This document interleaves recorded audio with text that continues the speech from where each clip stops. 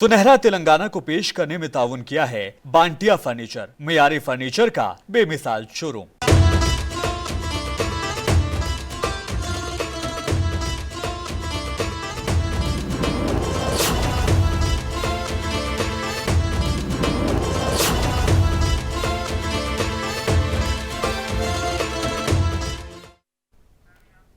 आदाब, सुनहरे तेलंगाना में आपका इस्तकबाल है। मैं हूं आपके साथ सैयद अनवारुल्लाह गौरी। बढ़ते हैं खबरों की तफसील की जानिब, लेकिन उससे पहले एक नजर हेडलाइंस पर। केसीआर की घबराहट अब शुरू हो चुकी है। रियासती वजीर जोपल्ली कृष्णा राव का दावा, गांधी भवन में मीडिया से की बातचीत।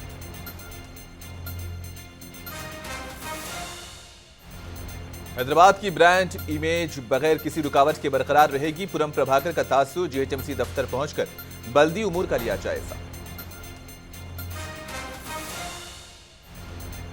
सिद्दीपेट में कांग्रेस दफ्तर खोल दिया गया। मैनमपल्ली हनुमंत के बेटे रोहित राव के साथ पहुंचे थे। पार्टी लीडरों व कारकुनों का काफिला रहा काबिल दीद। सिकंदराबाद रेलवे स्टेशन की तजदीद के कामों में तेजी लाने का हुक्म। मरकजी वजीर किशन रेड्डी ने सहूलतें बढ़ाने की उमूर का भी किया मुआयना।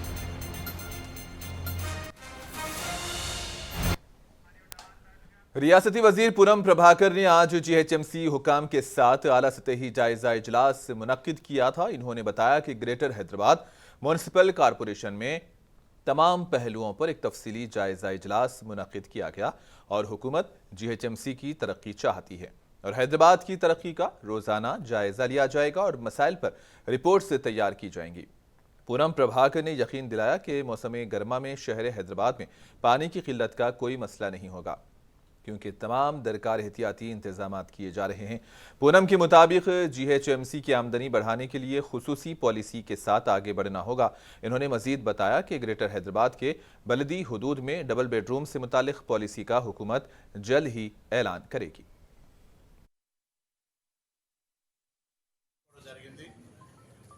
రాబోయే వేసవిలో నీటి ఎద్దడికి సంబంధించినటువంటి అంశం కావచ్చు, రోజువారీ జరిగేటువంటి శానిటేషన్ సంబంధించి కావచ్చు, శాశ్వతంగా ఏర్పాటు చేయాల్సినటువంటి ఇన్ఫ్రాస్ట్రక్చర్ సంబంధించిన అంశం కావచ్చు, అదేవిధంగా ఏదైనా విపత్తు మన 2020లో వచ్చినప్పుడు వర్షాలు విపరీతంగా వస్తే ఏ విధంగా అయితే కొన్ని కాలనీలు మునిగినాయో భవిష్యత్తులో అటువంటిది ఏర్పడకుండా ఉండే విధంగా తీసుకునే అంశాలు కావచ్చు, వాటర్ సోర్స్ ఇతరత్ర అనేక ముఖ్య అంశాల గురించి ఈరోజు సమీక్ష చేయడం జరిగింది। దానికి సంబంధించి ప్రభుత్వం సానుకూలంగా హైదరాబాద్ నగర అభివృద్ధికి సంబంధించి పూర్తి స్థాయిలో కట్టుబడి ఉంది। ఎక్కడ కూడా అధికారులు చెప్తున్న లెక్కల ప్రకారంగా जोपल्ली कृष्णा राव ने आज गांधी भवन में मीडिया से बात करते हुए साबिक वजीर आला के चंद्रशेखर राव को जमकर निशाना बनाया। इन्होंने कहा कि कर्नाटक के नाटक करने में उनका कोई मुकाबला नहीं कर सकता। उनका कहना था कि कृष्णा रिवर मैनेजमेंट बोर्ड के मामले पर जब तनकीद करनी थी तब तो केसीआर खामोश बैठे रहे, लेकिन अब मामले में ऐवान में उठाने का नाटक कर रहे हैं। इन्होंने इल्जाम लगाया कि केसीआर ने ही आपाशी project Krishna river management board के हवाले किए। जोपल्ली के मुताबिक गलतियां कर चुके केसीआर अब अंजाम से घबरा रहे हैं और पार्लियामेंट इलेक्शन के मौके पर उन्हें अपनी इज्जत गंवाने का डर सता रहा है। एआईसीसी ओहदेदार सी वंशी ने भी इसी दौरान मीडिया से बातचीत की। ప్రస్తుతం ఉన్నటువంటి రాజకీయ పరిస్థితులలో, రాష్ట్ర పరిస్థితులలో ముఖ్యమంత్రి రేవంత్ రెడ్డి గారి నేతృత్వంలో నడుస్తున్నటువంటి కాంగ్రెస్ ప్రభుత్వం సుపరిపాలన, ప్రజాపాలన అందిస్తూ ప్రజల మన్నలను పొందుతున్నటువంటి సందర్భంగా ఏదో ఒక నింద మోపాలనే ఉద్దేశంతో ఒకటి, రెండవది కేసీఆర్ తన అవినీతిని, తన అసమర్థతని కప్పిపుచ్చుకోనీకే ఇందాక జూపల్లి కృష్ణారావు గారు చెప్పినట్టుగా చోర్ ఉల్టా కోత్వాల్ కో డాంటా అన్నట్టుగా వ్యవహరించడం జరుగుతుంది। నేను రెండు విషయాలు చెప్పిన, అవినీతిని, అసమర్థతని కప్పిపుచ్చుకోనికే మాపై నిరాధారమైనటువంటి నిందలు మోపుతున్నాడు। అవినీతి, కాళేశ్వరం ప్రాజెక్టులో లక్షల కోట్ల అవినీతి చేసినటువంటి కేసీఆర్, ఇది నా మాటగా ఒక కాంగ్రెస్ పార్టీ వ్యక్తిగా కాదు, రీసెంట్ గా జరిగినటువంటి మేడిగడ్డ పిల్లర్ల విషయంలో విజిలెన్స్ అండ్ ఎన్ఫోర్స్మెంట్ డైరెక్టరేట్ చాలా స్పష్టంగా కాళేశ్వరం ప్రాజెక్టులో అవినీతి జరిగింది, నాణ్యత లోపించింది అనేది చాలా స్పష్టంగా చెప్పడం జరిగింది. ఆ బండారం ఇవాళ వాళ్ళు కాళేశ్వరం ప్రాజెక్టులో లక్షల కోట్ల కుంభకోణాన్ని ఈ ప్రభుత్వం బయట పెడుతుందనే భయంతో దురుద్దేశంతో ఇవాళ మా ప్రభుత్వం పైన నిందలు మోపడం జరుగుతుంది. రెండవది అసమర్థత. 3 అంశాలలో కేసీఆర్ అసమర్థత చాలా స్పష్టంగా ఉన్నది. ఒకటి, మన వాటా అయినటువంటి నదీ జలాల పంపిణీలో రాష్ట్రం ఏర్పాటైనప్పుడు మనకు హక్కుగా అంతర్జాతీయ నదీ జలాల చట్టం ప్రకారం మన క్యాచ్మెంట్ ఏరియా అయినటువంటి 68.5% ఉంటే దానికి తగ్గట్టుగా అంతర్జాతీయ నదీ జలాల పంపిణీ చట్టాల ప్రకారం మనకు కావాల్సినటువంటి కేటాయింపులు సాధించడంలో కేసీఆర్ విఫలం అవ్వడం జరిగింది. కల్వకుంట్ల చంద్రశేఖరరావు గారు, గౌరవ మాజీ ముఖ్యమంత్రులు నిన్న తెలంగాణ భవన్లో సమావేశంలో మాట్లాడుతూ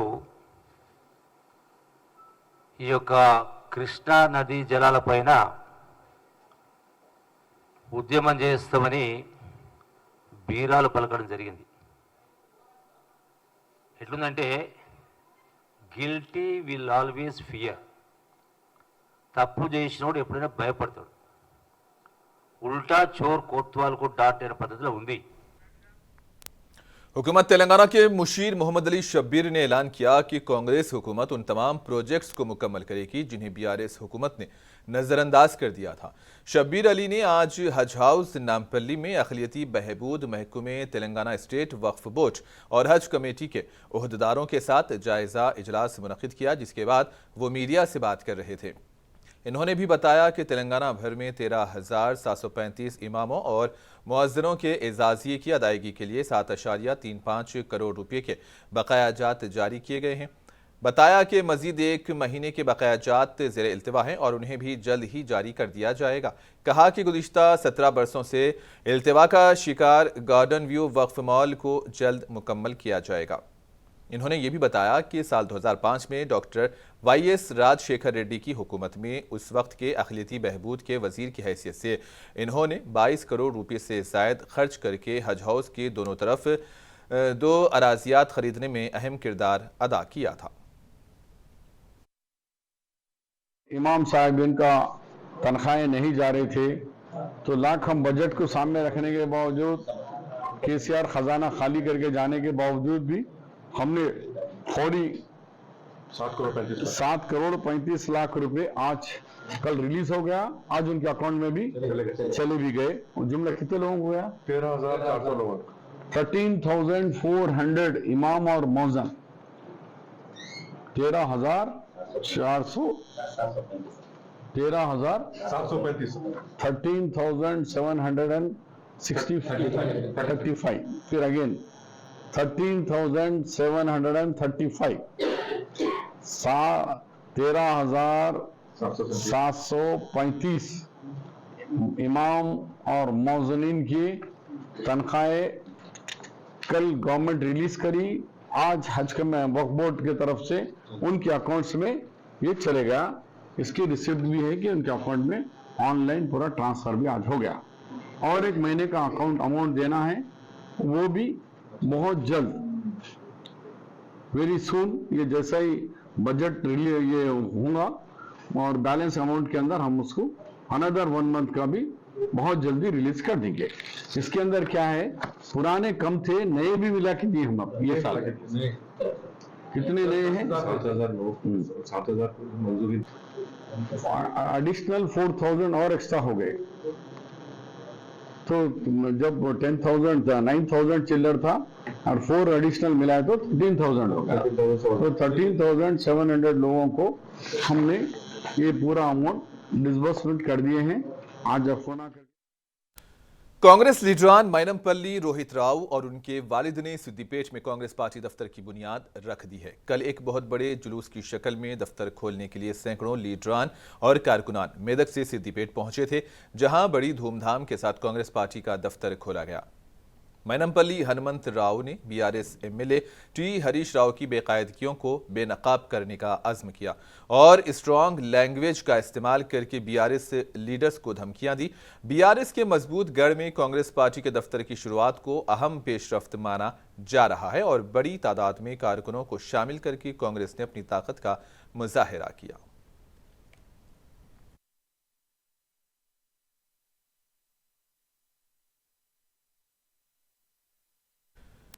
बांसवाड़ा में बीआरएस रुकने असेंबली पोचारम श्रीनिवास रेड्डी की क़ियादत में हल्के बांसवाड़ा में इंतखाबात के पेश नज़र पार्टी कायदीन का मुशावरती इजलास मुनक़िद किया गया। इस मौके पर पोचारम श्रीनिवास रेड्डी ने कहा कि कांग्रेस पार्टी ने अवाम से 6 जमानतों का वादा करते हुए राय दहिंदों को अपनी जानिब राग़िब किया, जिस पर अवाम एतमाद कर रहे हैं, लेकिन ऐसा कुछ हासिल होने वाला नहीं है और बहुत जल्द बीआरएस अवाम के सामने आएगी और लोकसभा इंतखाबात में कांग्रेस पार्टी को सबक सिखाएगी।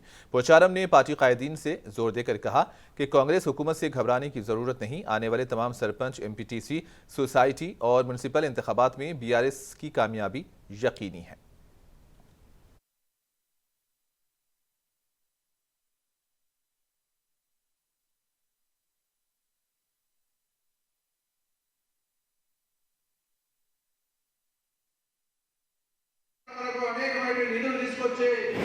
బాన్స్వాడ కాన్ఫరెన్స్ ఎప్పుడు కూడా పార్లమెంట్ గెలవాలంటే బాన్స్వాడ ఓటుతోనే గెలుస్తుంది తప్పితే మరొకటి కాదు. అంతే ఉంటుంది. బ్రహ్మాండంగా మనం పనిచేస్తున్నాం, ధైర్యంగా పనిచేస్తున్నాం. మీరు ఏం అద్దరి పడకండి, భయపడకండి. ఎమ్మెల్యే లేకపోయినట్టే నేను కూడా కొద్దిగా ప్రోటోకాల్ ఉన్నది కదా, గ్రామాలకు వెళ్తే అవతల ఎమ్మెల్యే ఉంటాడు, నేను ప్రోటోకాల్ ఉన్నది కదా బయటికి వెళ్ళేది. నాకేమో బాగా ఎమ్మెల్యే ఇబ్బంది పెట్టుకొని పోతే దారి పెట్టుకున్నాను. చెప్పేది ఏం లేదు. మీ అందరి దయతోటి ఉన్న కూడా ఇంత వ్యతిరేకతలో కూడా అంటే ప్రభుత్వం మార్చడానికి ప్రజలు సిద్ధపడ్డప్పుడు కూడా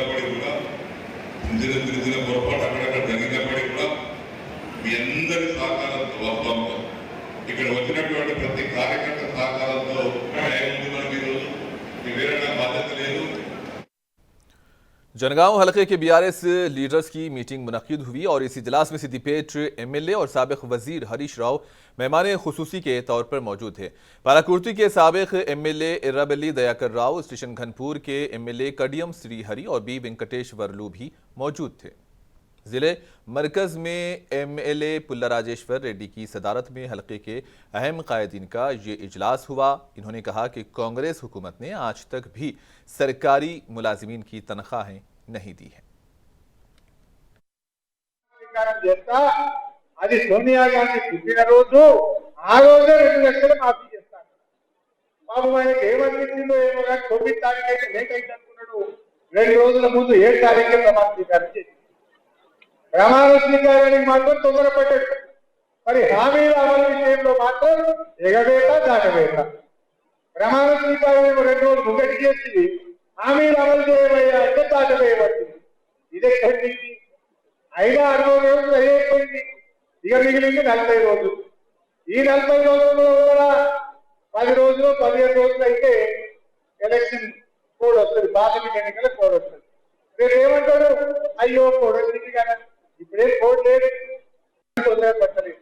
మీరు చెప్పింది రైతులు ఉంటారు మన ప్రాంతంలో. మీరు कोंडापुर की 8वीं बटालियन में टीएसआरटीसी कांस्टेबल्स की पासिंग आउट परेड का प्रोग्राम मुनक़िद हुआ। इस तकरीब में वजीर ट्रांसपोर्ट पूनम प्रभाकर, महकमे आरटीसी के एमडी वीसी सज्जनार और आरटीसी के दीगर ओहदेदारों ने शिरकत की। इस मौके पर वजीर ट्रांसपोर्ट पूनम प्रभाकर ने कहा कि आरटीसी में बरसरकार मुलाजिमीन की फलाह व बहबूद के पेश नज़र 800 से ज़ायद अफराद जो कि मुख्तलिफ हादसात में फौत हुए हैं, उनके अहले खाना को हमदर्दी की बुनियाद पर पोस्टिंग दी जा रही है और इसी सिलसिले की कड़ी में आज कुछ कांस्टेबल्स को भी तकर्रुरनामे दिए गए।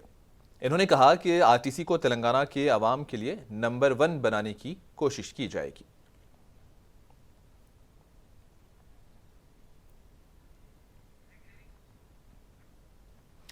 बांसवाड़ा में कांग्रेस पार्टी इंचार्ज रविंदर रेड्डी की हिदायत पर बांसवाड़ा में कांग्रेस पार्टी सदर टाउन मसानी शेखर रेड्डी की क़ियादत में मुजाहरा किया गया। अंबेडकर चौराहे पर बलका सुमन का अलामती पुतला नजर आतिश किया गया। कांग्रेस लीडरान रेवंत रेड्डी के खिलाफ तौहीनामेज तबसरा करने पर बीआरएस लीडर बलका सुमन पर बरहमी जाहिर कर रहे हैं। इस सिलसिले में बांसवाड़ा की कांग्रेस पार्टी कायदीन ने भी बलका सुमन के खिलाफ बांसवाड़ा पुलिस में शिकायत दर्ज कराई और फौरी तौर पर अपने बयान पर माफी मांगने का बलका सुमन से मुतालबा किया गया। పోలీస్ స్టేషన్ ఇవ్వడం కూడా జరుగుతుంది। ఖబర్దార్ బల్కా సుమన్, ఇంకొకసారి మా సీఎం రేవంత్ రెడ్డి మీద అనుచిత వ్యాఖ్యలు చేస్తే నీ నాలుక కోసేస్తామని కూడా ఈ రోజు మేము కాంగ్రెస్ పార్టీ సముఖంగా నీకు వ్యక్తపరుస్తున్నాం। చెన్నూరు కాన్సెప్ట్ ప్రజలకు మాదొక విజ్ఞప్తి, పోకిరి సినిమాలో బ్రహ్మానందంకు ఏ విధంగా మన అవమానపరిచిరో మీరు కూడా కాన్స్టిట్యున్సీలో బల్కా సుమన్ ఎక్కడ బయలుదేరినా ప్రతి ఒక్క కార్యకర్త చెప్పు తీసుకొని వాడు వెనకాల బయలుదేరాలా మేము ఖండిస్తున్నాం। ఎందుకంటే అతను ఏదైతే మా సీఎంపై ఒక మాజీ ఎమ్మెల్యే ఈ స్థాయి మర్చిపోయి మా సీఎంపై విమర్శలు చేస్తున్నాము। ఖబర్దార్ బల్కా సుమన్, మేము బాన్స్వాడ పట్టణ కాంగ్రెస్ కార్యకర్తలు మీకు హెచ్చరిస్తున్నాము। तेलंगाना में स्कॉलरशिप के वाजिबात की अदायगी की मांग की जा रही है। एबीवीपी ने धरना सिकंदराबाद के क्लॉक टावर में दिया और इन मुजाहिरीन का कहना था कि स्कॉलरशिप की अदम दस्तियाबी की वजह से तुलबा को मुश्किलात का सामना है।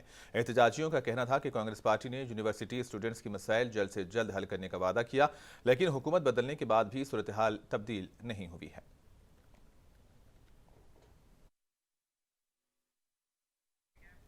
तेलंगाना बीजेपी के सदर और मरकजी वजीर किशन रेड्डी ने सिकंदराबाद रेलवे की जदीदकारी के कामों का मुआयना किया और इस मौके पर इन्होंने कहा कि मरकजी हुकूमत 715 करोड़ की लागत से रेलवे स्टेशन को तरक्की दे रही है और यहां स्टेशन को जदीद बनाने 3 मरहलों में काम अंजाम दिए जा रहे हैं और ये काम 2025 तक मुकम्मल कर लिए जाएंगे।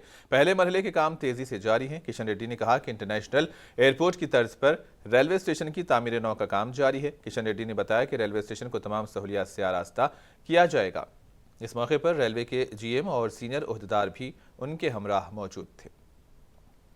गत संवत्सरము ఏప్రిల్లో నరేంద్ర మోడీ గారు స్వయంగా ఇక్కడికి రావడం, ఇక్కడ వందే భారత్ ట్రైన్ను ప్రారంభించడం, అదే విధంగా ఈ యొక్క రైల్వే స్టేషన్ పునర్నిర్మాణానికి భూమి పూజ చేసిన విషయం మనకందరికీ తెలుసు। మరి చాలా తక్కువ సమయంలో ఈరోజు రైల్వే స్టేషన్ పునర్నిర్మాణానికి సంబంధించినటువంటి పనులు చాలా వేగవంతంగా జరుగుతూ ఉన్నాయి।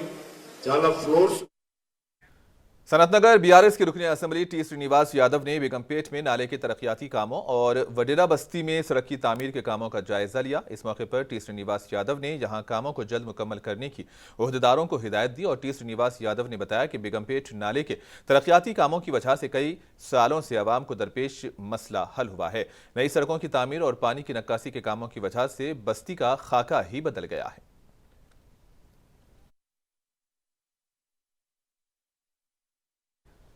माधापुर डीसीपी विनीत ने बताया कि माधापुर इलाके में समथा मूर्ति चिटफंड प्राइवेट लिमिटेड के नाम से अवाम को धोखा देने वाले 2 अफराद को गिरफ्तार कर लिया गया।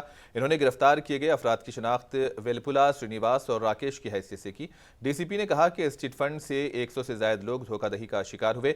मुलजिमों ने चिटफंड में रकम की सरमाकारी पर हर महीने इजाफी रकम का वादा किया था और पहले 2-3 महीनों तक बाकायदगी से रकम दी और फिर फ्रॉड किया। अब तक 5 करोड़ का फ्रॉड सामने आया और तहकीकात में धोखाधड़ी के पहलू उजागर हो सकते हैं।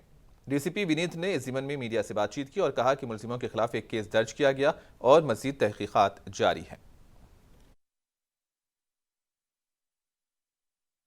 एरिया में जो ये समता चिट फंड प्राइवेट लिमिटेड के नाम पे जो फेक स्कैम का हुआ है, इसमें हम 2 लोगों को पकड़े हैं। इसमें हमको 120 लोगों को विक्टिम हुए इसमें मिले हैं। 5 लाख 10 लाख अप टू 1 करोड़ तक सबसे पैसा वसूल करके इस पैसे को हर महीने में आपको 5,000 10,000 से लेके 50,000 तक देंगे बोल के ये स्कीम एक सबको बता के 20 से 30 लोग हमारे एरिया में ये ऐसे ही कूकटपल्ली में एक ब्रांच है और एलबी नगर में भी एक ब्रांच है। ये सभी 3 ब्रांचों में सब जगह में ओवरऑल 120 तक 120 तक विक्टिम को ये फेक किए हैं, फ्रॉड किए हैं। इसमें हमको 3 लोगों डायरेक्टर हैं। इनका नाम है येलपुला श्रीनिवास, येलपुला राकेश और गणेश। इसमें 2 लोगों को हम पकड़े हैं। इंस्पेक्टर माधापुर उनके टीम उनको पकड़ के कल रिमांड भी किए हैं। और ये 420 और 406 IPC के साथ deposit Telangana state protection of depositors और फाइनेंशियल एस्टेब्लिशमेंट एक्ट के मजलिस इत्तेहादुल मुस्लिमीन शहर हैदराबाद के मुख्तलिफ हलकों में कार खैर के काम अंजाम दे रही है और इनफरादी सतह पर भी मुश्किल का शिकार लोगों को मदद फ्राहम कर रही है। पार्टी के मुताबिक पार्टी से रब्त करने वाले आजमपुरा के एक शख्स ने कर्ज पर ऑटो लिया था और वो कर्ज अदा करने से कासिर था, तो बैरिस्टर ओवैसी ने इस खानदान की माली मदद की और पूरा कर्ज अदा कर दिया। साहब को फोन करी थी राशन के लिए, हमारे शोहर ऑटो चला दे, राशन का इंतजाम कर दिए। असद साहब आपका बहुत बहुत शुक्रिया। मैं अमरीन बेगम उस्मानपुरा आजमपुरे से बात कर रही हूँ। बलाला साहब का, असद साहब का बहुत बहुत शुक्रिया जो मेरे शोहर का ऑटो का खर्चा था पूरा अदा कराए। मैं नवाब साहब कुंटे में रहती हूँ। और आखिर में हेडलाइंस पर एक और नजर। केसीआर की घबराहट अब शुरू हो चुकी है। रियासती वजीर जोपल्ली कृष्णा राव का दावा, गांधी भवन में मीडिया से की बातचीत।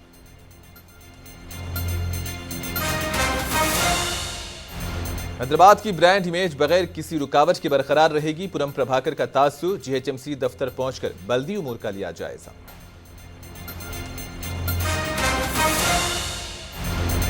सिद्दीपेट में कांग्रेस दफ्तर खोल दिया गया। मैनमपल्ली हनुमंत बेटे रोहित राव के साथ पहुंचे थे। पार्टी लीडर्स व कारकुनों का काफिला रहा काबिले दीद। सिकंदराबाद रेलवे स्टेशन की तजदीद के कामों में तेजी लाने का हुक्म। मरकजी वजीर किशन रेड्डी ने स्टेशन में सहूलतें बढ़ाने की उमूर का किया मुआयना।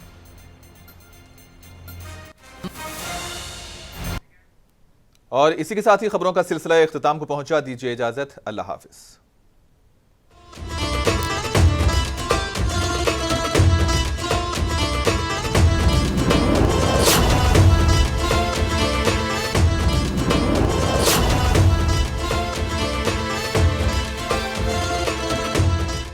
सुनहरा तेलंगाना को पेश करने में ताउन किया है बांटिया फर्नीचर, मियारी फर्नीचर का बेमिसाल शोरूम।